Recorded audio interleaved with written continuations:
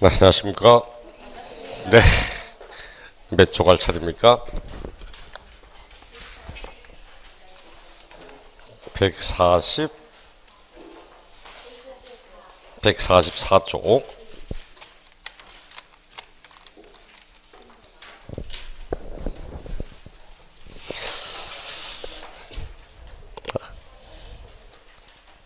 (144) 맞습니다. 예, 부가와 징수. 네, 종합부동산세 부가와 징수. 종합부동산세 신고납부합니까? 보통징수합니까? 네? 보통징수하죠. 보통징수. 네, 제목이 신고납부돼 있으니까 신고납부하는 세금 이래 말하면 큰일 납니다. 그렇죠? 네, 종합부동산세는 정부 부가과세 보통징수하는 세금입니다. 네, 과세 기준일 몇월 며칠? 과세 기준일 과세일을 6월 1일 이날을 기준으로 세액을 산출한 다음 이날 현재의 납세 의무자에게 원칙은 반드시 보통징수, 국세이기 때문에 이를 정부 부가과세 이렇게 이야기를 하죠. 정부 부가라고 하고 지방세일 때는 보통징수 이렇게 이야기를 하게 됩니다. 고지서를 발부하여 징수하는 세금이라는 얘기죠. 우리 고지서는 언제까지 발부해야 되죠? 납기 개시 5일 전까지 발부한다 뭐 이런 얘기 있잖아요. 자, 종합부동산세는 상당히 큰 특징 가운데 하나가 원칙은 보통징수 정부 부과라지만 예외적으로 신고납부하고자 한다면 신고납부할 수도 있다고 이야기를 하게 됩니다. 자, 예외적으로 신고납부가 가능하다는 얘기죠. 신고납세가 가능하다는 사실, 요 내용은 종합부동산세가 지니고 있는 가장 큰 특징 가운데 하나라고 보시면 됩니다. 일반적으로 처음부터 보통징수, 고지서 나오는 세금은 끝까지 고지서만 갑니다. 그럼 앞으로 재산세 할 때 뭐라고 했죠? 재산세는 보통징수의 방법으로만 징수한다. 이렇게 이야기를 했습니다. 자동차세도 마찬가지죠. 고지서 나왔다가 안 내면 체납고지서, 그 다음 또 체납고지서 끝까지 고지서만 나오게 됩니다. 근데 종합부동산세는 원칙은 정부 부과지만 납세의무자가 신고하고자 한다면 신고함으로써 확정될 수도 있다고 이야기를 하는 겁니다. 요놈만 가지고 한 문제를 낸 적도 있습니다. 다음 조세 가운데서 과세 주체가 과세 표준과 세액을 결정하여 확정되는 것이 원칙이지만 납세 의무자의 신고가 있다면 신고함으로써 확정될 수 있는 조세는 정답 종합부동산세 이렇게 이야기를 하는 겁니다. 상당히 중요한 특성이니까 그럼 시험에 종합부동산세는 신고납부의 방법으로 징수하는 조세이다. OX 틀렸다고 그렇죠. 그럼 원칙처럼 말하면 안 되죠. 하지만 종합부동산세는 신고납부의 방법으로 징수할 수 있는 조세이다. 이렇게 말하면 맞습니다. 또 이를 ing용해서 과거에 또 나왔던 문제가 다음 조세 가운데 신고납부하거나 신고납부할 수 있는 조세끼리 묶인 것. 그 뒤에 문장은 무엇 때문에 나왔겠습니까? 얘 때문에 그렇죠. 이런 식으로 상당히 큰 특징이니까 주의해서 보셔야 됩니다. 자, 이렇게 해서 이제 고지서 나오면 납기 언제라고 하죠? 12월 1일부터 12월 15일. 만약 본인이 출제위원이다. 이 납기를 틀리게 해서 정답으로 삼고 싶다. 틀리게 해서. 그럼 본인 같으면 여기다가 뭘 집어넣겠습니까? 그렇죠. 종합부동산세면서 토지분의 종합부동산세는 9월 16일부터 9월 30일 이런 식으로 재산세, 토지에 관한 납기를 끌어들이기 시작하면 그렇지. 건축물은 7월달, 토지는 9월달 오케이. 그럼 12월 달을 그대로 쓰고 싶다. 그럼 12월 16일부터 이렇게 가면 또 따라옵니다. 왜? 재산세가 모두 16일부터 말일까지였거든. 그런 것처럼 납기가 나는 것도 시험지문에 종종 나오고 있죠. 12월 1일부터 12월 15일 이를 납기로 삼고 있습니다. 오늘 교주도 보니까 납기 앞에 이제 12월 1일부터 12월 15일 돼 있고 고지는 납기 개시 5일 전까지 발부하라고 재산세와 동일한 내용이고 신고 납부 하고자 한다면 역시 12월 1일부터 12월 15일까지 이를 신고하여라고 이야기를 하고 이런 앞에 과세 주체가 결정했던 것은 없던 것으로 하고 신고하여 확정된다고 이야기를 합니다. 원래 보통징수하는 세금은 납세 의무가 언제 확정되죠? 과세 주체가 결정하면 확정되잖아요. 그렇죠? 하지만 신고납부하는 세금은 본인이 신고하면 확정되죠. 이래서 본인이 신고하면 과세 주체가 결정했던 것은 없던 걸로 하여 신고함으로써 확정되겠다 이렇게 이야기를 하는 겁니다. 부가세는 뭐 농특세 20% 나오는 건 빤히 아는 거고 총론할 때 배웠던 거. 어차피 부가세는 농어촌특별세 아니면 지방교육세 딱 두 개밖에 없으니까 국세 뒤에는 국세 나온다 했잖아요. 농어촌특별세 20% 나오게 됩니다. 결정, 경정, 그 뒤에 그는 뭐 결정, 경정은 전혀 볼 필요 없고 뒷장에 나오는 분납죽 보니까 납부 세액 500만 원 초과하는 경우 대통령령이 정하는 바에 따라 세액의 일부를 납부기 한 경과한 날부터 2개월 이내에 봐요. 2개월 딱 이루어졌고 그 밑에다가 45일 딱 적으면 요게 뭐죠? 재산세. 그렇죠? 재산세. 요게 종합부동산세. 재산세와 종합부동산세의 분납은 오직 언제까지 분납하는지 요 날짜 요거 차이밖에 없습니다. 나머지 내용은 똑같거든. 납부세액 얼마를 초과할 때 얼마에 대하여 분납할 수 있는지 내용은 모두 동일한데 오직 차이점은 납부기한 지난 후 언제까지 분납하는지 요거밖에 없습니다. 우리 시험에 출제되는 조세 가운데 분납이 가능한 게 재산세, 종합부동산세, 양도소득세 딱 세 가지거든. 양도소득세도 2개월입니다. 양도소득세도 2개월이야. 결과적으로 날짜라고 하면 재산세만 45일이지 나머지는 모두 2개월 이렇게 사용을 하게 됩니다. 분납하면 언제까지 분납하는가? 재산세만 45일, 나머지는 2개월 이렇게 이야기를 하면 됩니다. 보칙은 전혀 볼 필요 없는 이야기고 뭐 협조, 의무, 질문조사 뒤에 뭐 매각, 등기 등록, 서류 열람 아무 의미 없습니다. 대신 딱 요거 하나 재산 종합부동산세 비과세 우리 종합부동산세의 비과세 종합부동산세 감면, 경감, 면제 얘들 어떻게 합니까? 그렇죠. 우리 법에는 종합부동산세 비과세 그리고 경감비 면제 이는 재산세를 준용해서 재산세를 준용하여 사용한다고 준용한다고 되어 있습니다.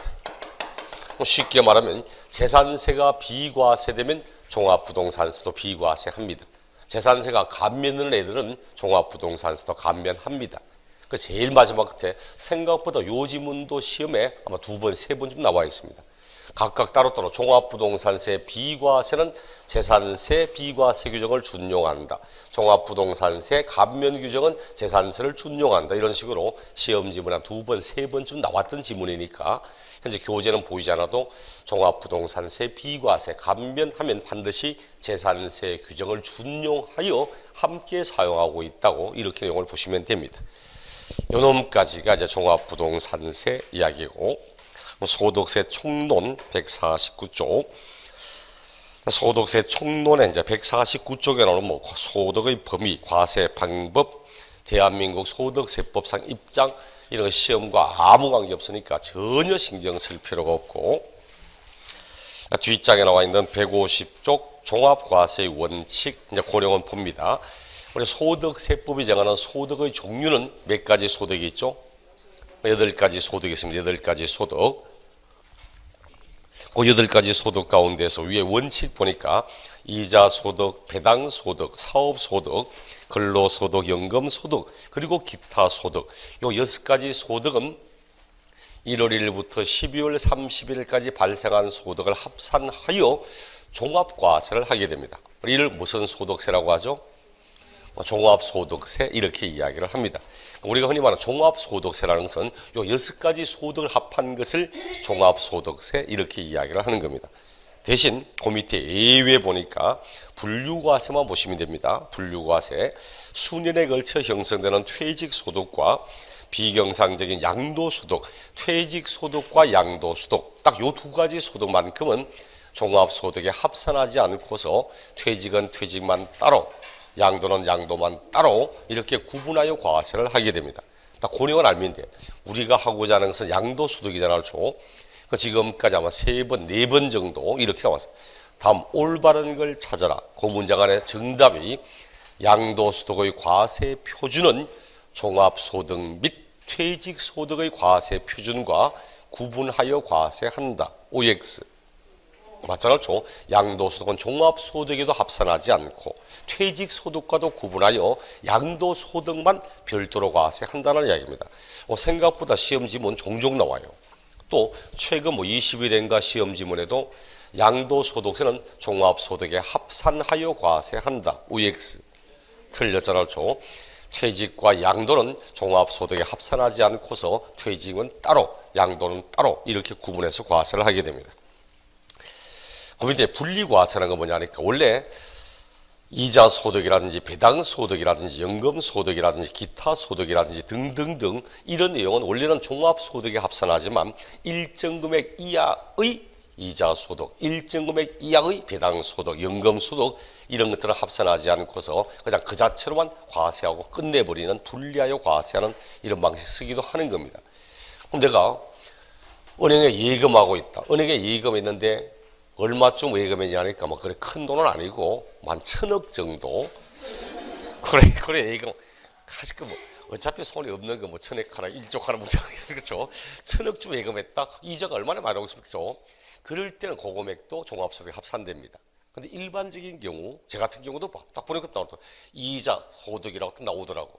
통장에 딱 찍어보면 뭐 굉장히 많이 나오기도 합니다. 1,210원 뭐 등등등.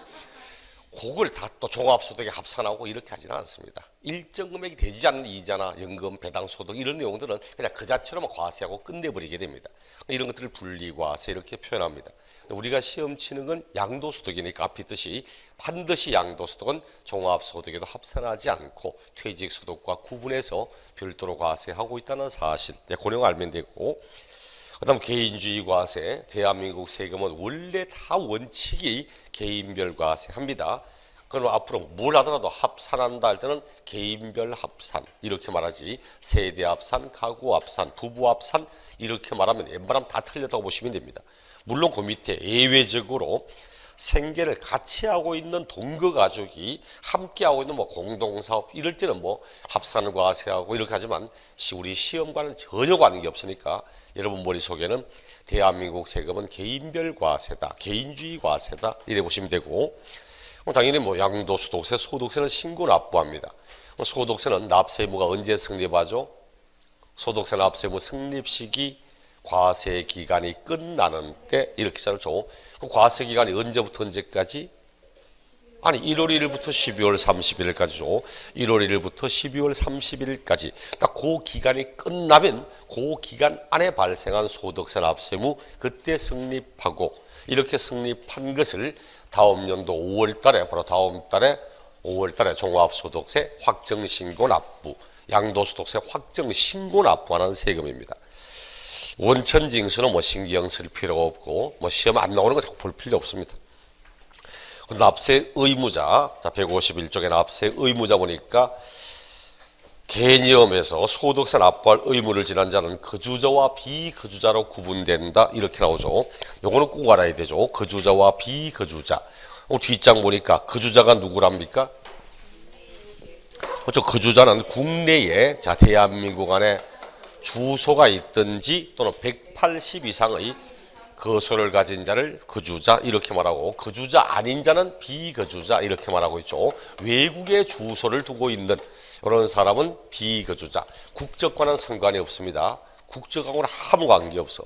외국에 이민 가서 그 나라의 시민권을 가지고 이제 그 나라 국적은 미국 사람 되었다. 하지만 미국 사람 되면 한국에 나와서 살 수 없습니까? 살 수 있잖아. 그렇죠. 제 바로 위에 장할아버지가 캐나다 이민 가셔가지고 캐나다 국적 땄습니다. 현재 부산 살고 계십니다. 해운도 쪽에.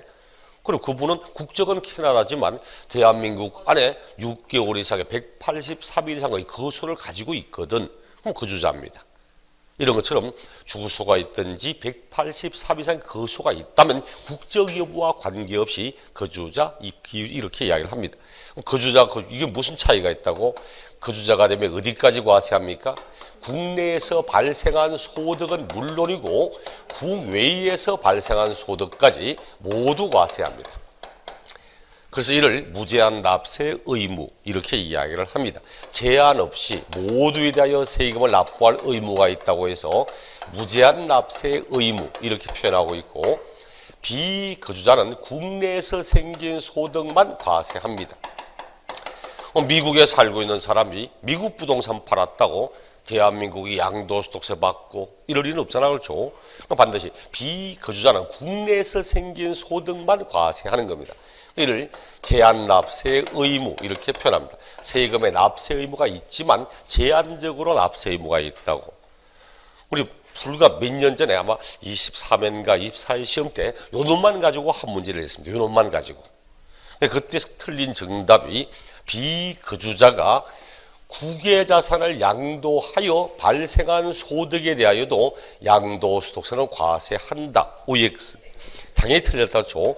반드시 국외소득은 거주자에 대해서 과세를 하는 겁니다. 그래서 우리가 뒤에 가면 국외자산 양도할 때도 거주자의 국외자산 양도 이래 말하는 것이 비거주자랑 아무런 관계가 없다는 이야기입니다.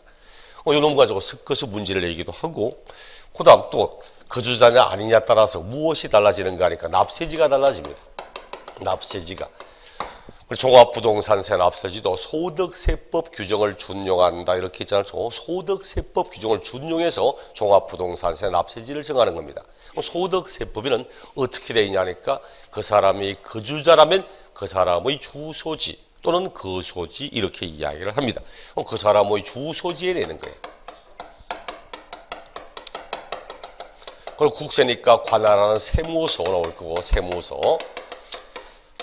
봐요. 반드시 사람을 따라서 가게 됩니다. 그 사람의 주소지. 양도소득세라면 양도자의 주소지. 종합부동산세라면 부동산 소유자의 주소지 이래 갑니다. 근데 만약 그 사람이 비거주자다. 비거주자인데도 그 사람의 주소지 이러면 되겠습니까? 만약 이렇게 한다면 LA 세무서에 내라, 밴쿠버 세무서에 내고 도쿄 세무서에 내라는 이야기거든. 그 나라 공무원도 바빠 뒤지겠는데 대한민국 사람의 세금 받아서 우리나라로 넘겨주고 이런 게 어디 있어 걸죠? 이런 거 없습니다. 그래서 우리 법은 비거주자의 납세지 하면 일단 대한민국에 주소 거소가 없으니까 그렇듯 국내 사업장이 만약에 있다. 그럼 사업장 소재지. 사업장도 없는데 국내 원천 소득은 있다. 원천 소득 발생지. 그도 없다면 재산 소재지 이래 갑니다. 그렇다고 시험에서 비거주자의 납세지를 순차적으로 다 이거 외우고 있는지 주구듣기라도 그런 거 안 묻습니다. 그럼 시험에 양도소득세 문제 나오든 종합부동산세 나오든 거주자고 뭐고 아무런 말 없이 그냥 양도소득세 어디 냅니까? 이래 물으면 그냥 그 사람의 주소지. 거주자라고 물어도 그 사람의 주소지. 딱 한 가지. 혹시나 비거주자 납세지를 물을 때 사람 따라가지 말라는 거. 됐죠? 요것만 주의하면 됩니다. 굉장히 깊이 있게 볼 필요 없어. 무조건 그 사람의 주소지를 내되 비거주자 할 때 사람 따라가지 않는다는 거. 이거만 알면 됩니다. 그리고 교재는 거주자, 비거주자의 의제라는 등 거소의 개념, 거주기간 계산, 법인격 없는 단체 아무 의미 없습니다. 시험에 이런 식으로 주구딱기라도 안 나옵니다. 뒷장 보니까 과세기간 납세지, 과세기간 이미 했습니다. 1월 1일부터 12월 31일까지를 말한다고 했고 예외는 볼 필요도 없고 납세지, 우리 교재 봐요. 납세지를 하나, 둘, 세 쪽까지 뒤에까지 쭉 이어가면서 156쪽까지 납세지 쭉 설명하고 있습니다. 역시 말하지만 납세지 이렇게 볼 필요 역시 없습니다. 이렇게 볼 필요 전혀 필요 없는 내용입니다. 딱 납세지는 제가 말한 것처럼 비거주자 물을 때 사람 따라가지 않는다. 딱 요것만 주의하고 나머지는 전부 그 사람의 주소지 이것만 알면 되지. 이런 식으로 문제는 역시 시험 1000번 쳐도 한 번도 안 나올 겁니다. 신경 써도 괜찮습니다. 157쪽 소득세 계산 구조 이것도 필요 없는 부분입니다. 이것도 필요 없어. 이거 종합소득세 계산하는 방식이거든. 우리 시험에 종합소득세 계산하는 이런 내용 역시 주구딱기라도 안 낼 겁니다. 10,000번 시험 쳐도 한 번 안 나올 겁니다. 그러니까 볼 필요 없습니다. 그래도 또 사람이 그래 눈에 보이면 자꾸 보고 싶어요 이제. 그렇죠? 집에 가셔가지고 156쪽, 107쪽 그 사이에 풀칠에 갖다 붙여버려. 안 보이게. 자체든. 그럼 양도소득세 넘어갑시다. 그렇죠? 양도소득세. 진짜 재밌는 게 옛날에 인천 수업하면서 이 페이지하고 요 페이지는 안 나오니까 보지 말자고 찝찝해서 내가 보는 앞에서 책 째버리자고 찢어버리라고 하니까 자 찢읍시다 하니까 안 찢어 그러니까 할 수 없이 찢더라고 실제로 쭉 찢어. 그 다음날 그 다음 주가 보니까 스카치 테이프로 쭉 붙여가지고 왜 찝찝하거든. 믿는 사람이 행복한 겁니다. 믿는 자에게 복이 있을 겁니다. 네. 아무튼 오늘 끝나면 다시 올라갔다가 내일 오후부터 우리 부활절 행사 준비해야 되는데 지금 바쁠 수 있기 때문에 믿는 자에게 복이 있는 겁니다. 아우구티누스가 알죠? 아우구티누스라고 그 양반이 원래 종교가 그쪽입니다. 배화 조로아스트교 쪽이거든. 부모님들이 조로아스트교였는데 본인은 부모님 따라 저렇게 하다가 이게 아닌 것 같아서 무신론자로 바뀌었습니다. 그 상태에서 그 대신 대부분 그 당시 분위기는 카톨릭인데 당연히 종교 없는 상태에 있다가 도대체 신이 뭘까, 신이 존재할까 등등 굉장히 많은 생각을 합니다. 하루는 바닷가에 산책 나갔는데 파도가 막 치고 있고 이 옆에 애들이 이제 흔히 하듯이 모래 웅덩이 파가지고 물을 막 담는 거야. 이제 그 뭐 하냐 하니까 여기에다가 물 다 담으려고. 그죠? 아우티누스가 막 웃었습니다. 야, 막 거기다가 어떻게 물을 다 담냐? 딱 그 이야기 하다가 그렇다. 인간이 내가 인간으로서의 신의 내용을 모든 인간의 내 마음에 다 담으려니까 이게 불가능한 걸 나도 생각하고 있구나. 거기에서 깨달음을 얻어서 다시 뭐 카톨릭으로 다시 귀화하면서 그 종교를 믿고 굉장히 유명한 사람 됐다고 하는데 우리는 제가 여쭤보죠. 우리 그런 게 깨달음이 안 얻어져. 그냥 우리 애들 막는 옷 베린다 조심해라 그죠? 파도 치마 휩쓸려 가니까 조심해라 이거만 하지. 거기다가 뭘 물을 나도 저도 깨달음이 안 돼. 우리 그냥 양도수독세 보면 됩니다. 양도수독세 158조 양도수독세. 양도수독세 과세 대상. 양도소득의 개념. 양도소득이란 개인이 당해 연도 일정한 자산을 양도함으로 인하여 얻은 소득이다. 하지만 그 밑에 사업적으로 행하여지는 부동산의 양도 등으로 발생하는 소득은 사업소득이라고 이야기하죠. 양도소득은 일시적이고 우발적으로 발생하는 소득이지, 제가 여러 번 했습니다. 계속적이고 반복적이라는 걸 딱 한 글자로 뭐가 된다고? 업이라고. 업. 계속적이다, 반복적이라는 걸 딱 한 글자라면 업이라고 이야기를 합니다. 그 중개업 시간에도 중개업법에 업이라는 거 배우잖아요. 계속적이다, 반복적이라는 걸. 근데 부동산을 팔면 부동산을 양도했습니다. 그럼 양도소득세? 아니야. 양도를 일시적이고 우발적으로 했다면 양도소득인데 이 양도를 계속 반복하고 있다면 사업이거든. 업으로 삼고 사업입니다. 그럼 이게 양도소득이 아니고 사업소득입니다. 그래서 우리 25회 시험 때 양도소득의 대상에 해당하는 걸 골라라고 하는 그 문제에 뭐가 나와? 25회 맞나? 작년인가? 이거 넣었잖아. 주택 신축 판매를 업으로 하는 자가 주택을 신축하여 양도하는 경우, 이거 양도소득 아닙니다. 주택 신축 판매를 하는 사람이 업으로 삼는 자가 집을 지어 파는 건 건설업이다. 이렇게 해서 사업소득이지 주택 신축 판매업입니다. 이런 것처럼 양도소득 아니라고 이해해야 돼요. 반드시 양도소득은 계속 반복되는 게 아니고 일시적이고 우발적인 것을 의미합니다. 그럼 이런 일시적이고 우발적인 이런 것을 분명히 일정한 자산, 법에 열거된 것에 대해서만 과세하는데 양도소득은 어떠한 것에 대하여 과세하는지 양도소득의 대상이 쭉 나오고 있습니다. 시험의 문제, 양도소득세 과세 대상 물으면 100이면 100, 부동산에 관한 권리, 기타 자산 딱 그거 냅니다. 부동산에 관한 권리와 기타 자산을 내요. 토지, 건물, 부동산 소유권 양도하는 것, 이게 양도소득세 대상입니까 아닙니까? 이런 거 묻는 사람 없습니다. 왜? 부동산 팔면 양도 내는 다 알거든. 그러다 보니까 문제는 이제 부동산에 관한 권리, 부동산에 관한 권리 요 내용과 그리고 기타 자산.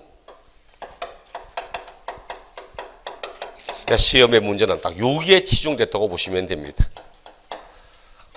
네 번째 주식 또는 출자 지분, 다섯 번째 파생 상품, 코스피 200 등에 대한 선물 옵션, 이런 내용도 있죠. 1번, 4번, 5번은 양도소득의 대상이라는 사실을 알면 됩니다. 내용을 물을 일은 없을 겁니다.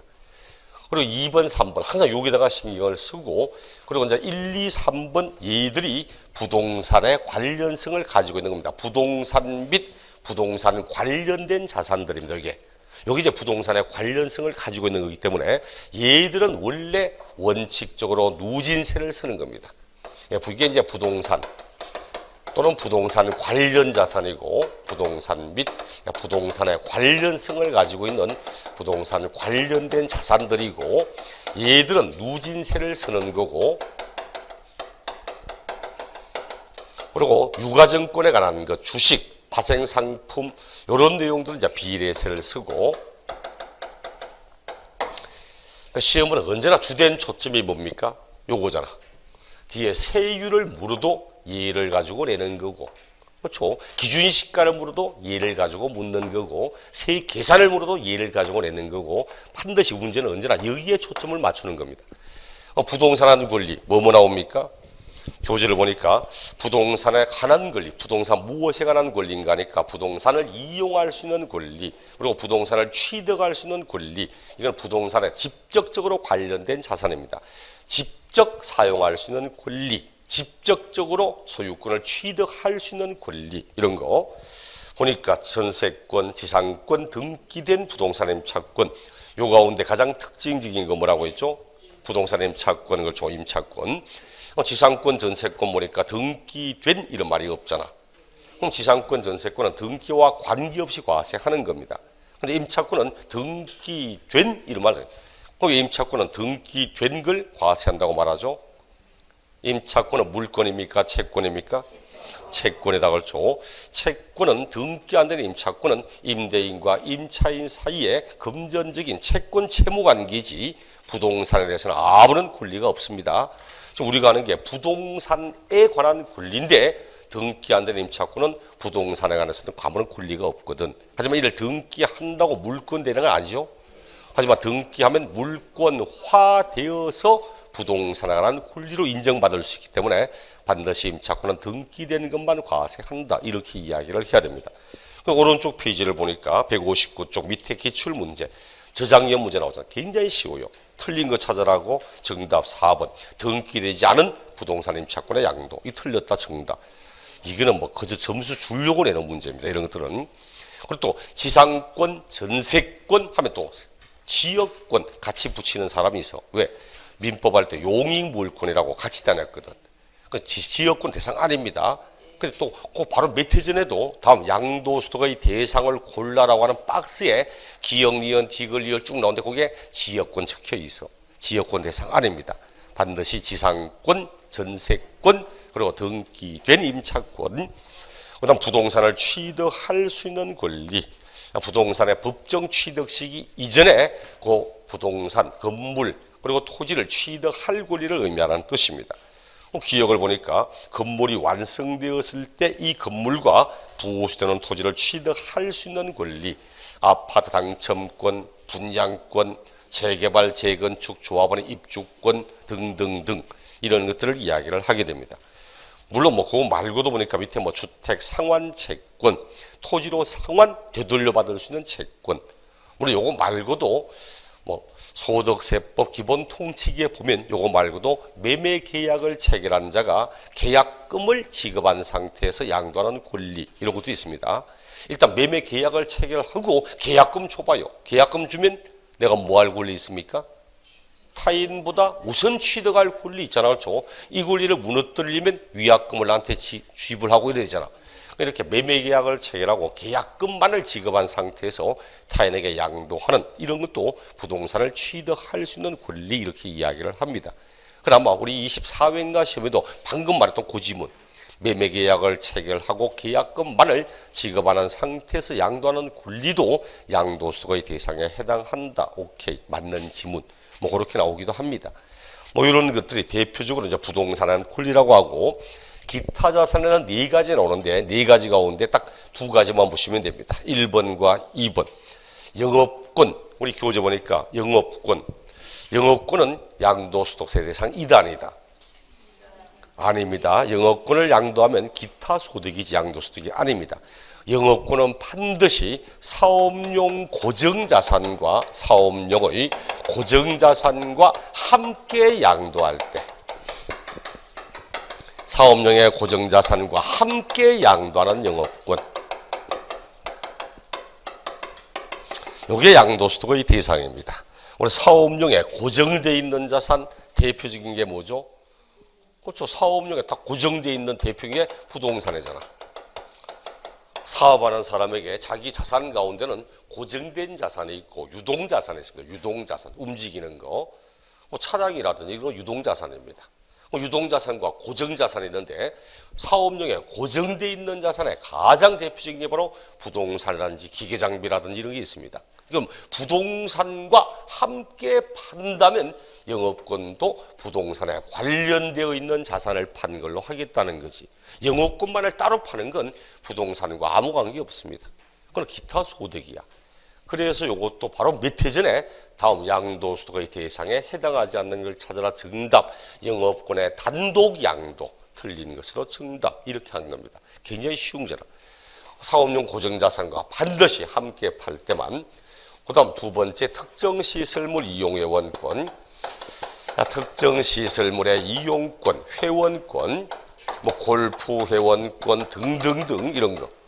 근데 문제는 회원권 요걸 이제 시험 지문에 내기도 합니다. 근데 보통 요 문장 그대로 내기보다는 양도소득의 대상 인간한테 방금 했던 골프 회원권, 콘도 회원권 이런 식으로 그런 내용을 적어 놓기도 하는 게 일반적입니다. 그런데 요것도 내지만 특히 회원권 성격을 지니고 있는 주식, 회원권 성격을 지니고 있는 주식까지를 포함하여 과세한다는 사실. 좀 까탈 섞인 일전을 요 놈의 의미합니다.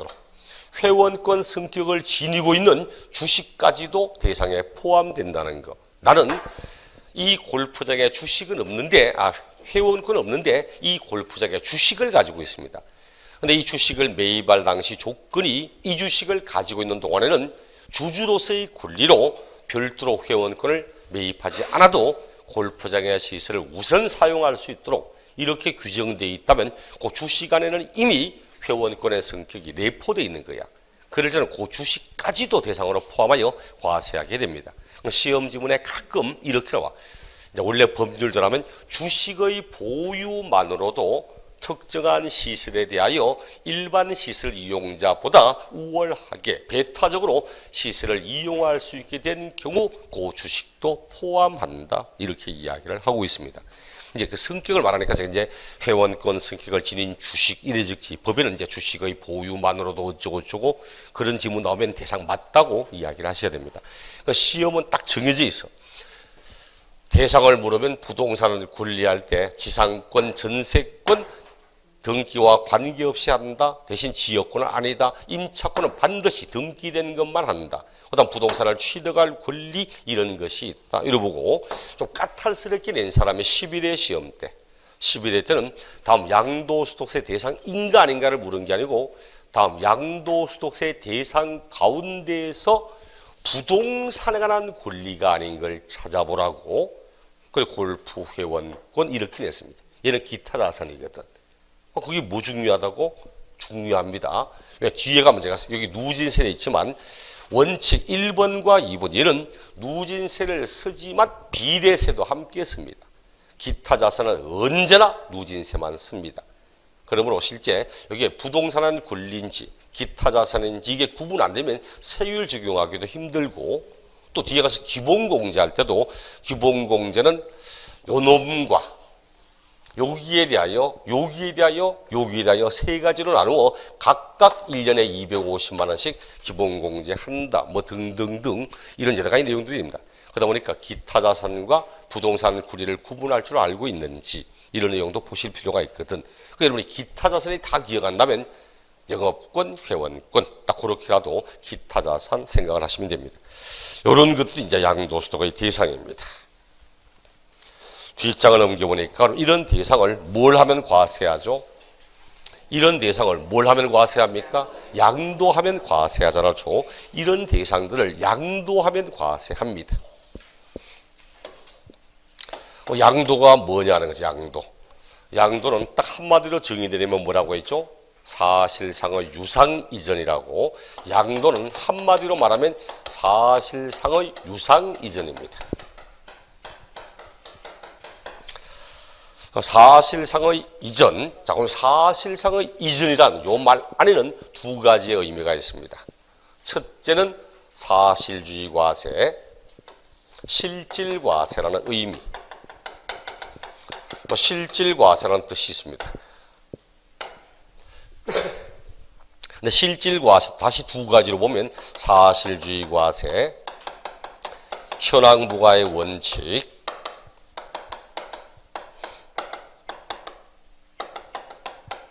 이런 의미가 있어요. 사실주의 과세. 무슨 말인지 알죠? 등기, 등록 등의 형식과는 관계없이 과세한다는 이야기잖아. 사실주의 과세의 반대 개념은 뭐였습니까? 형식주의 과세라고 했죠. 형식주의 과세. 준다의 반대말은 안 준답니다. 안 준다. 준다의 반대말은 받는다가 아니고 준다의 반대는 안 준답니다. 보통 우리 준다의 반대가 막 받는다잖아요. 우리 학원에 저쪽에 서울에 있을 때, 노량진 있을 때, 그 국어선생님이 하더라고. 준다의 반대는 받는다가 아니라 안 준답니다. 그 반대가, 아니, 받는다는 거니까, 그거는 반대말이 아니고, 대비어랍니다. 대비어. 서로가 대비되는 상대어라고 말하지, 반대말이라고 상대말이랍니다. 상대말. 그래서 이거는 반대말 하면 안 됩니다. 때린다 반대는 맞는다가 아니고 안 때린다 한다. 그래, 그럴 수도 있겠다 생각 들더라고. 어쨌든 이거 반대말 하면 되나? 사실주의 과세 반대는 형식주의 과세입니다. 이거 등기 등록과 관계없이 과세한다는 뜻입니다. 우리 법에도 매매, 교환, 현물, 출자대 이렇게 등기 등록과 관계없이 이래 시작을 합니다. 그리고 현황부가의 원칙, 공부상의 용도와 실질 용도가 틀리면 뭘 따라가야 돼요? 실제로 사용되어지는 용도에 따라 세금을 부과하자. 이런 걸 현황부가의 원칙 이렇게 이야기를 합니다. 그럼 아마 23회인가 아마 그쯤에 이렇게 나왔지. 공부상에는, 자, 공적 장부상에는 주택이라고 되어 있는데 사실상 모두 영업용으로 사용하고 있다가 팔았답니다. 그럼 이건 1세대 1주택 비과세 요건에 해당하는 주택에 포함될 수 있다 없다? 없다고 쳐. 왜? 공부상의 용도와 실질 용도가 틀리면 실제로 사용되어지는 용도에 따라 양도하는 걸로 보기 때문에 1세대 1주택 비과세상에는 해당될 수 없다. 이렇게 이야기를 해야 되는 겁니다. 자, 이런 것처럼 언제나 실질 이전할 때나 등기 등과 관계없이 사실주의 과세, 사실상 이전 실제로 사용되어지는 용도에 따라 이전하는 것 이렇게 이야기를 하고, 또 한 가지는 형식적으로만 이전되는 것, 형식적인 이전 이런 것은 양도 아니다 이런 의미도 있습니다. 실질 권리질 아니고 형식적으로만 권리가 이전되는 거랍니다. 어떤 게 있어? 그렇죠. 우리 취득세 할 때 표준 세율에서 2% 뺀 세율을 한다. 2% 왜 뺀다고? 실질 재산의 이전은 없고 등기부상으로만 권리가 이전되기 때문에 이런 거잖아. 여기도 마찬가지로 이혼에 따른 재산 분할, 공유물의 지분 변동 없는 단순 분할, 신탁에 따른 이전, 담보 목적의 이전 이런 것들은 실질 이전이 아니고 형식적으로만 이전된 거기 때문에 양도 아니다 이렇게 말한다. 양도는 권리가 실제로 이전되어야 됩니다. 근데 실제로 이전되면 다 양도입니까? 그럼 상속도 양도고 증여도 양도입니까? 아니잖아. 그래서 양도는 권리를 실질 이전하되 반드시 유상적 대가를 받아야 되는 거지, 아무런 대가를 받지 않고 이전하는 것은 양도 아니다, 증여다, 기부다, 상속이다 이렇게 말하는 것이 양도 아닙니다. 그 양도는 반드시 일정한 대가를 받고 권리가 실제로 이전되는 것, 이런 것들을 양도 이렇게 이야기를 합니다. 그럼 이제 양도에 해당하는 것이 쭉 나오게 되죠. 양도의 해당 여부가 쭉 나오게 됩니다. 1번 매매. 매매 가운데서 매도, 매수는 취득이 될 거고 매도는 양도가 될 거고, 우리 매매는 자기 권리를 이전하되 반드시 반대적 유상대가로 뭘 받습니까? 금전 받습니다. 금전. 그럼 나는 내 토지를 금전을 받고 팔아니까 양도. 저 사람은 돈을 주고 취득했으니까 취득. 매매가 양도인지 아닌지 시험에 나온다 안 나온다? 안 나옵니다. 우락반하거든. 대신 양도 가운데 뭐 낸다고? 요거 낸다죠. 공매, 경매. 요런 것도 양도 맞다고 요거 이야기를 합니다. 우리 교재는 뭐 양도로 보는 경우에 끝에 뭐 공매, 경매 내고 있지만 원래 공매, 경매가 매매입니다. 매매. 공공기관에 관여하여 이루어지는 매매다. 아니면 경쟁을 붙여 파는 매매다. 이런 매매 형식이지 단지 이제 사격면지, 공격면지, 아니면 개인이 하는 건지, 국가 등이 관여하는 건지 다 차이지, 요거 다 양도 맞습니다. 그러므로 시험에 국세징수법에 따른 공매처분, 아니면 민사집행법에 따른 경매처분, 임의경매라고 하든 강제경매라고 하든 공경매에 따른 이전만 무조건 양도 맞다고 이야기하면 다 맞습니다. 두 번째, 교환, 매매와 교환의 차이는 뭐라고 했죠? 매매와 교환의 차이는 유상 대가가 금전인지 금전 이외의 대가인지 차이라고 했죠. 내 토지를 타인에게 주고 금전 받으면 매매한 겁니다. 내 토지를 타인에게 주고 저 사람이 가지고 있는 주택을 받았다. 그럼 토지와 주택을 교환하였다 이래 말하지, 토지와 주택을 매매했다 이래 말하지 않잖아. 그 유상적 대가가 금전이면 매매, 금전 이외의 대가면 교환, 이렇게 이야기를 하는 겁니다. 그럼 시험에 교환 나오면 모든 교환은 다 양도라고 하면 됩니다. 모든 교환은 다 양도라고 그러면 돼. 뭐라고 하든 교환에 따른 이전남은 무조건 양도 맞다고 하면 됩니다. 세 번째, 현물 출자, 현금이 아니고 현물로 출자하는 거다. 현물로 출자하는 것. 갑이 가지고 있는 토지가 있다.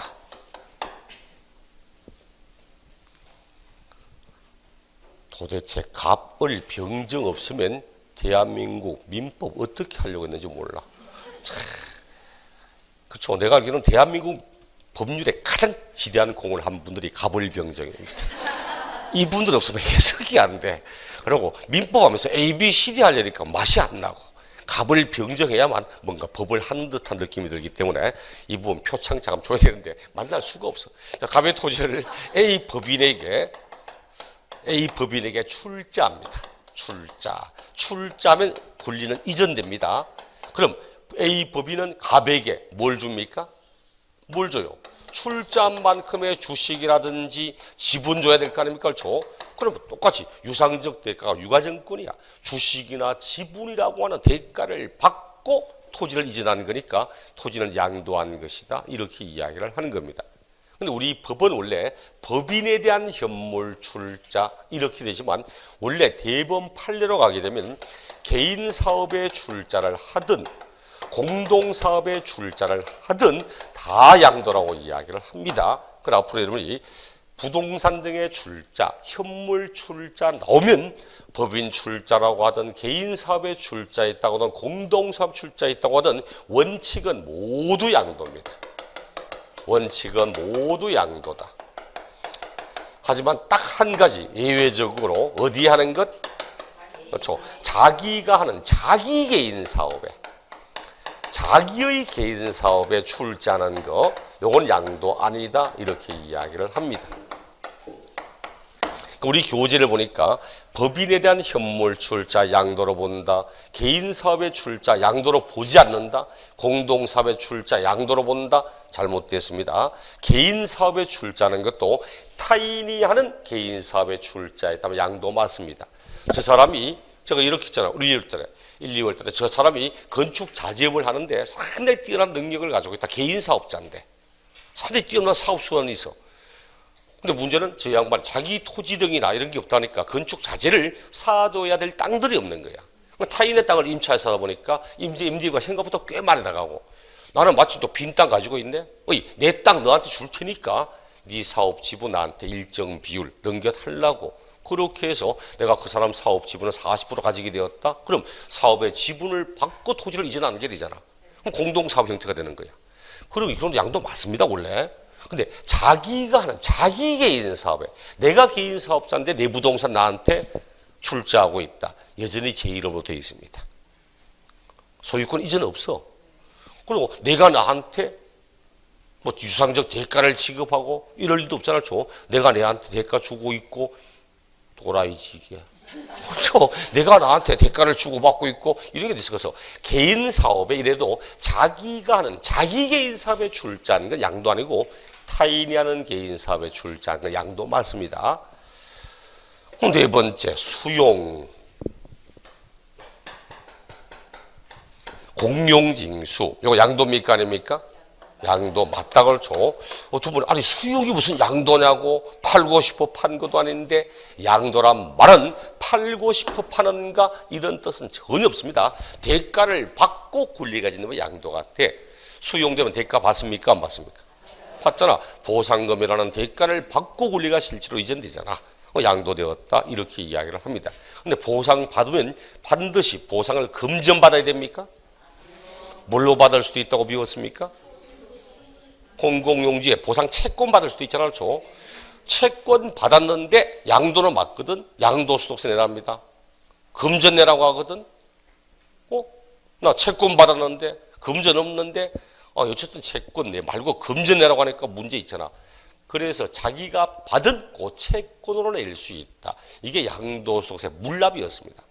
근데 듣지 말고 근데 그렇게 채권 받고 채권을 내는 사람이 단 한 명도 없다는 거야. 12년 이내에. 법 자체는 있는데 유명무실하는 거야. 그래서 완전히 사문화돼 버렸기 때문에 주거 문장돼 버렸기 때문에 작년도에 그 제도를 폐지해 버렸지. 그 양도소득세도 원래 2015년까지는 수용 등으로 보상을 채권으로 받았다면 자기가 받은 채권으로 낼 수 있다. 이게 물납제도였는데 2016년 작년부터는 물납제도를 폐지했습니다. 근데 그 전에 있을 때는 이게 2012년인가 13년도에 시험에 양도소득세 납부세액 1천만 원 초과할 경우 양도자 소유의 부동산으로 이를 물납하게 할 수 있다. 틀렸다. 정답. 자기가 받은 채권 내는 거다. 뭐 이런 식이었는데 이제는 양도소득세 물납하면 그런 제도 없다고 해야 됩니다. 또 세액 1,000만 원 넘어가면 물납할 수 있고 이런 말 나왔을 때 틀렸다고 해야 돼. 시험에 나오는 조세로 물납이 가능한 세금은 오직 재산세밖에 없습니다. 물론 안 나오는 것까지 친다면 상속세도 있겠지만 누가 욕하는 거다. 기가 굉장히 간지러워. 갑자기 딱 기가 간지러운 게 땅도 안 샀는데 왜 이럴까? 저한테 욕하는 것 같은데. 자, 요 네 가지 있죠. 요 네 가지는 간략하게 보시면 됩니다. 공경면한 양도다, 모든 교환은 양도다, 자기의 개인 사업에 출자한다는 걸 뺀 부동산 등에 출자한 양도다, 수용도 양도다. 이렇게 간략하게 보시면 돼. 이제 시험에 실제로 양도인가 아닌가 물을 때 시험에 대부분 5번 대물변제, 대물변제, 부담부정여, 부담부정여, 공유물 분할, 담보 목적의 이전, 담보 목적의 이전, 그리고 환지 채비지,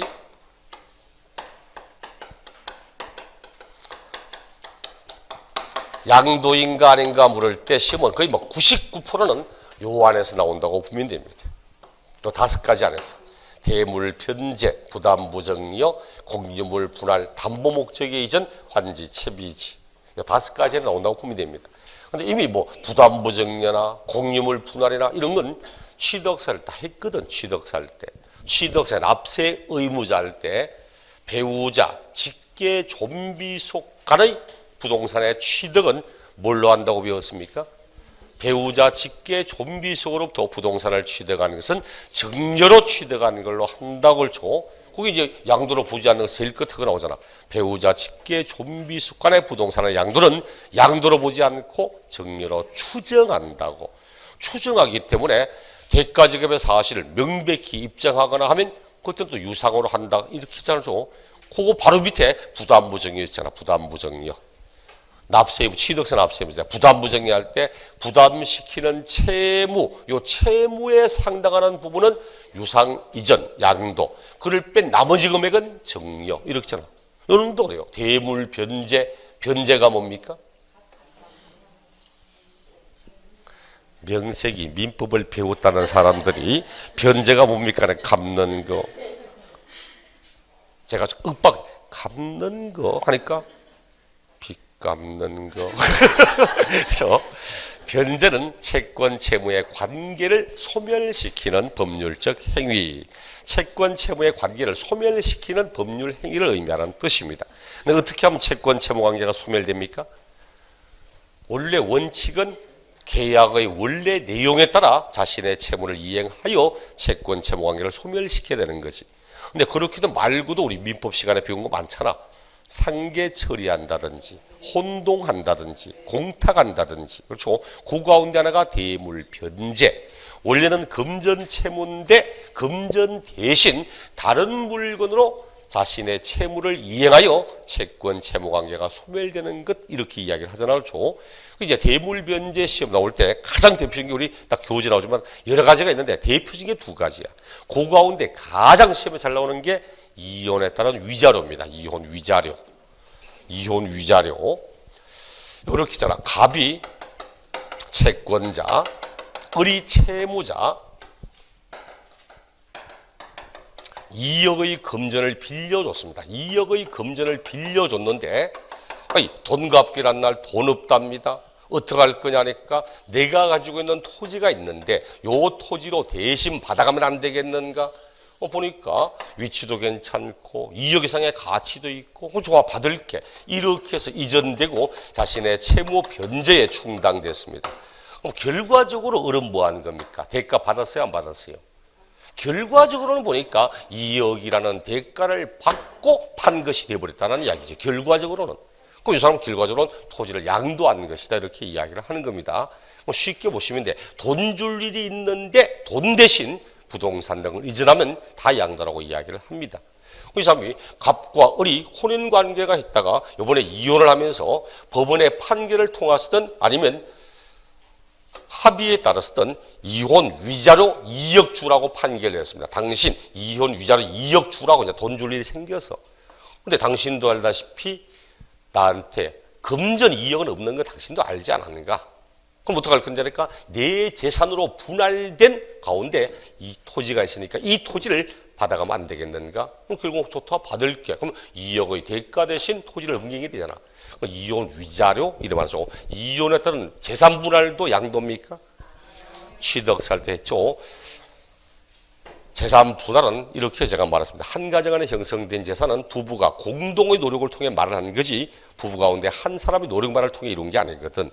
그러므로 헤어질 때는 이 재산을 모으는 동안 누가 얼마만큼 기여했는지 그 기여도에 따라서 나누어 가는 겁니다. 그럼 비록 남편 명의로 집에 이름돼 있다 해도 이혼해서 분할하여 이전하면 요만큼은 부인이 노력하여서 모은 것을 가져오는 것일 뿐입니다. 즉 등기부상 소유권만 갑에게서 을로 가는 거지 실제로는 내가 노력해서 모은 걸 내가 가져오는 것일 뿐이거든. 그 취득세 할 때도 이혼에 따른 분할하면 재산 분할은 표준세에 대해서 2% 빼고 하잖아. 여기도 마찬가지로 이혼에 따른 재산 분할은 양도도 아니고 증여도 아닙니다. 내 거 내가 가져오는 것일 뿐입니다. 근데 이혼 위자료는 양도라고 이야기를 합니다. 이혼 위자료가 양도인지 아닌지 시험에 상당히 자주 나오는 지문입니다. 그리고는 조세에 따른 내용은 물납하는 것. 원래 세금도 금전 납부가 원칙이고 조세도 채권이잖아. 조세도 채권 채무 관계거든. 내가 돈 갚을 일이 있다. 세금 내야 된다. 돈 갚는 겁니다. 채권 채무 관계니까. 그런데 돈이 없어서 내 토지로 받아가면 안 되겠는가? 물납하는 것. 이것도 양도입니다. 1억 원에 취득했던 토지인데 이번에 세금 2억 대신 납부했습니다. 그럼 결국은 1억에 샀다가 2억에 판게 된 거야. 양도차 1억 생겼잖아. 그만큼 세금 내야 되거든. 이게 대표적인 세금을 물납한다. 재산세를 물납하는 것. 아니면 여기 나와 있는 이혼에 따른 위자료 대표적으로 꾸가야 될 거고 부담부 정리는 이미 취득살 때 했던 부분이었습니다. 기억이 날란가는 모르겠지만 공유물 분할도 사실 했던 건데 부담부 정리할 때 증여받는 사람 수정자가 인수하는 또는 수정자가 부담하여야 하는 채무에 상당하는 금액, 그 채무액, 이 금액은 뭐다? 요 금액은 양도, 요거 유상 이전, 요 금액을 지급한 이 외에는 뭐다? 증여죠. 이게 취득세 입장에서 볼 때는 수정자가 인수하는 채무에 상당하는 이 금액은 유상취득, 이 금액을 뺀 나머지는 무상취득, 이렇게 이야기를 했던 겁니다. 부담부 정의는 딱 글자를 중간에 딱 나누어서 앞에 부담시키는 채무는 양도, 이 금액을 뺀 나머지는 정력. 딱 글자 나눈 대로 하면 돼. 취득세 문제라면 부담부 정렬하면 앞에 부담시킨 채무는 유상취득, 이 금액 뺀 나머지는 무상취득. 이렇게 구분하면 되는 겁니다. 공유물 분할도 이미 취득세 할 때 했어요. 진짜 이렇게 있잖아. 갑과 을이 균등 지분으로 50대 50 이렇게 가지고 있던 걸 분할합니다. 딱 분할하여 50대 50 이렇게 분할하고 있다. 실질 재산이 증가되거나 감소되거나 이런 게 있습니까? 없잖아. 원래 50대 50인 걸 50대 50 나눴잖아. 그래서 취득세 할 때 또 얘도 표준세율에서 2% 뺀 세율, 등기부상 소유권은 따로따로 취득하는 건 맞지만 실질 재산의 증가는 없잖아. 등기부상 소유권만 과세하니까 표준세율에서 옛날 취득세 2% 빼버리고 등기 등록의 세금만 받자 이런 뜻이었거든. 얘도 뭐 이렇게 분할한다고 실질 권리가 이전되고 이런 거 없잖아. 그래서 원칙은 양도 아니다. 원칙은 양도 아닙니다. 양도 아니다. 이럴 때는 지분 변동 없다는 의미입니다. 지분 변동 없이 단순 분할하거나 지분의 변동이 없는 겁니다. 하지만 예외적으로 이렇죠. 예외적으로 원래는 50대 50인데 70대 30으로 이렇게 분할됐습니다. 그럼 요 20%만큼은 갑은 뭐 하는 겁니까? 갑은 취득하는 거죠. 갑은 취득하는 거잖아. 그래서 우리가 취득세 공유물 분할에 따른 취득은 표준세율에서 2% 뺀 세율로 하되 다만 자기 지분 이제 분할로 인하여 자기 지분 초과되는 부분이 나온다면 초과되는 부분은 원래 표준세율을 적용하겠다고 이런 이야기를 하는 겁니다. 여기도 이건 당연히 이 사람은 요까지는 이제 취득세 한다면 요 사람 요만큼 원래 자기 지분만큼은 표준세율에서 2% 뺀 세율로 하고 요만큼은 원래 표준세율을 적용시키고 이런 겁니다. 근데 을은 뭐 하는 거야? 을은 자기 지분을 일부 떼줬잖아. 떼주고 아무런 대가를 받은 게 없다면 정리하는 거고 유상적 대가를 받았다면 양도하는 게 되지. 그래서 예외적으로 지분의 변동이 발생됐습니다. 지분이 변동되었다. 그럴 때 지분이 증가한 사람을 물으면 증가자는 취득이고 대신 지분이 감소한 사람이다. 감소자에 관한 내용이 나올 때 감소됐는데 아무런 대가를 받은 게 없다. 그럼 증여한 게 되는 거고 대가를 받았다. 양도한 것이 되는 겁니다.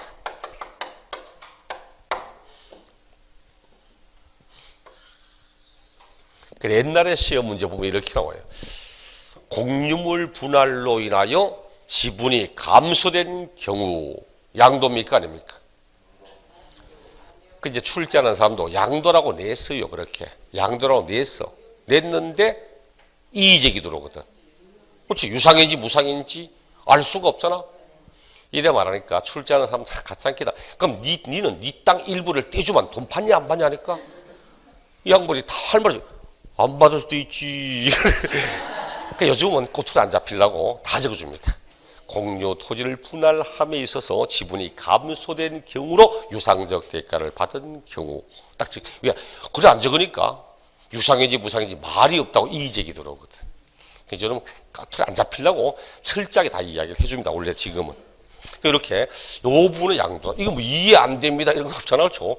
공유물 분할할 때 양도는 반드시 지분의 변동이 있다는 이런 표현이 나올 때만 그다음 양도라는 게 나오기 시작합니다. 8번부터 잠시 후에 보겠습니다. 8번.